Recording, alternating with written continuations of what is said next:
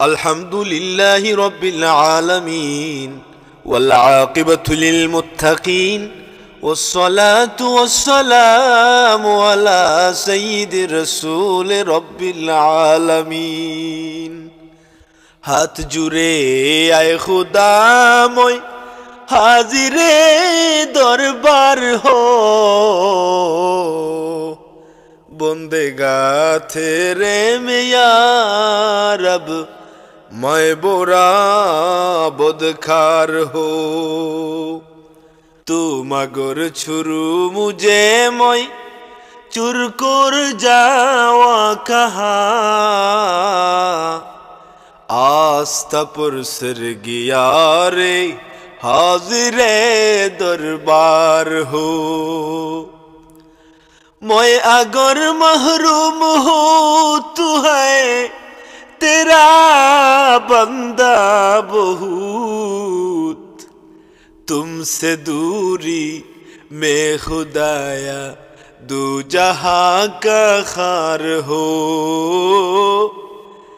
हक न बंदा तू तेरी जा तो की आदत नहीं हथ पोला ये उम्मीदे मगफिरात सरकार हो रख उम्मीदे दिल कुलंदर है शफीउल मुज़निबीन नाम अहमद खा वसीला ले करा दरबार हो लाता हूँ दरबार में उसलते मुहम्मद मुस्तफा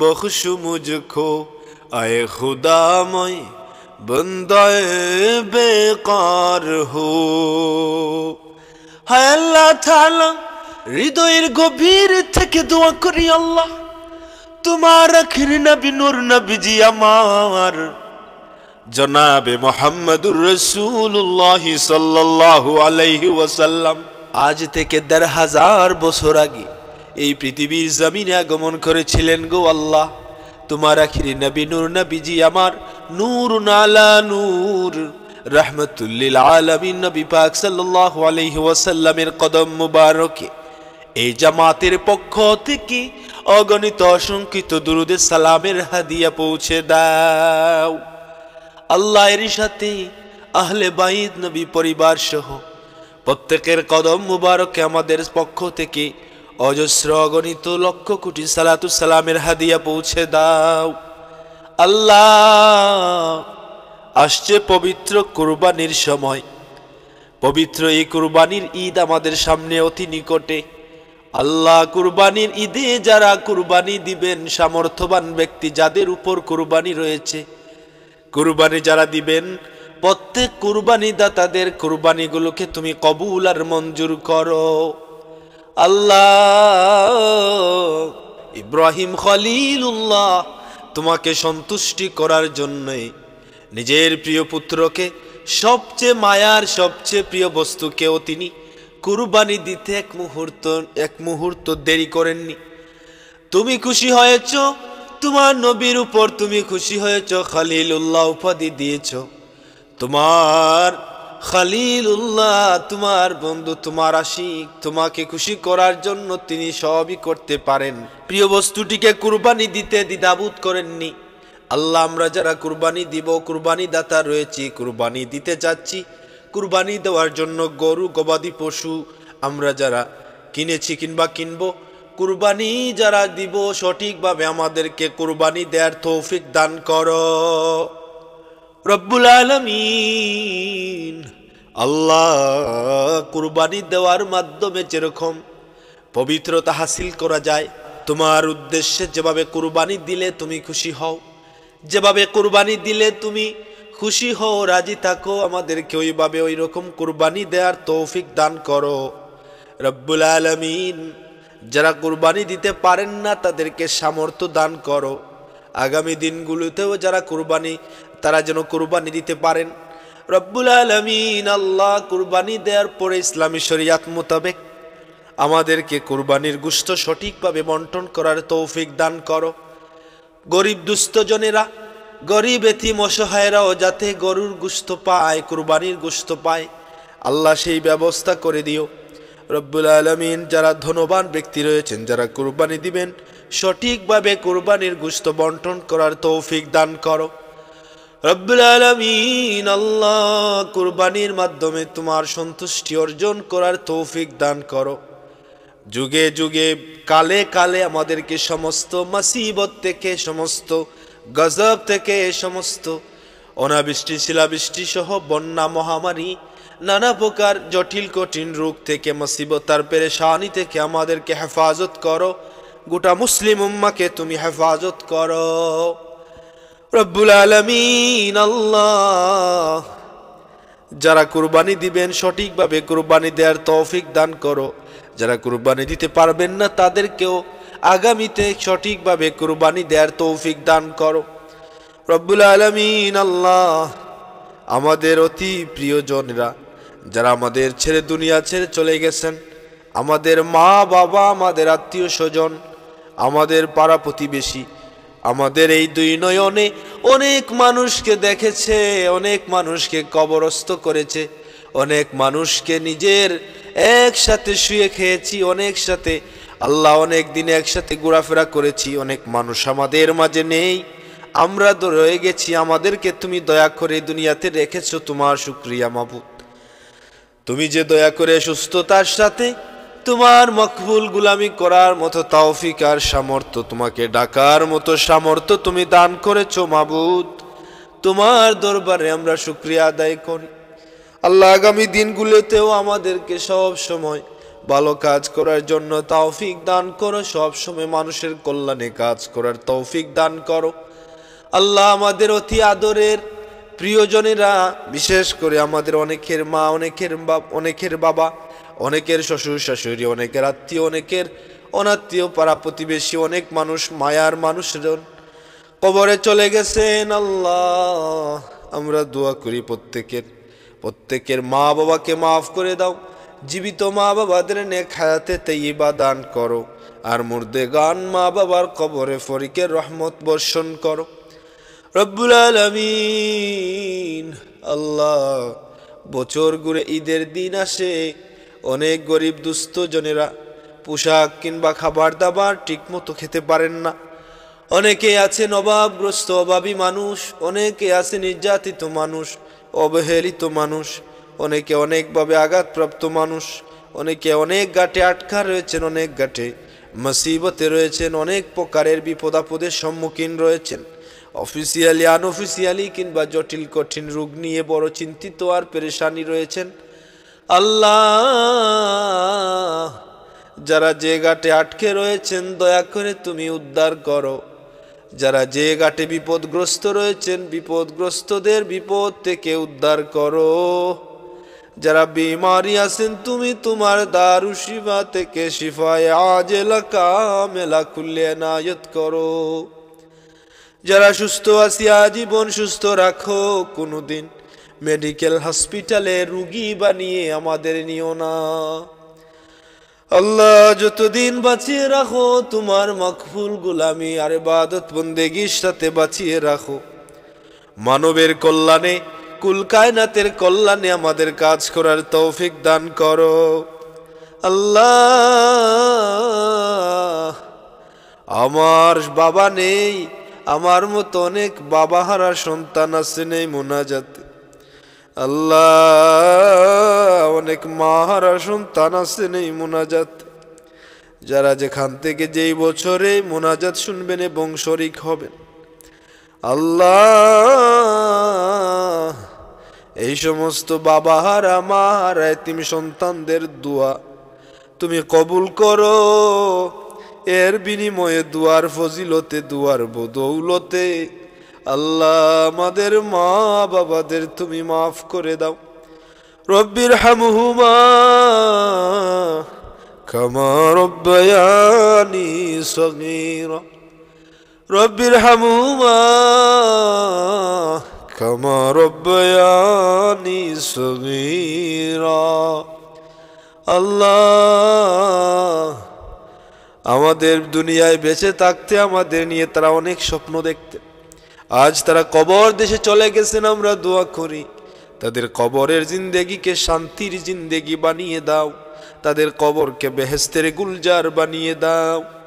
আল্লাহ, আমাদের অনেক প্রিয়জনেরাও আমাদেরকে অনেক ভালোবাসতেন, আমাদের চাচা চাচি, দাদা দাদি, ফুফু ফুফিরা, আল্লাহ প্রত্যেকে আমাদেরকে অনেক ভালোবাসতেন, অনেক আদর স্নেহ মমতা দিয়ে আমাদের ঋণী বানিয়ে চলে গেছে।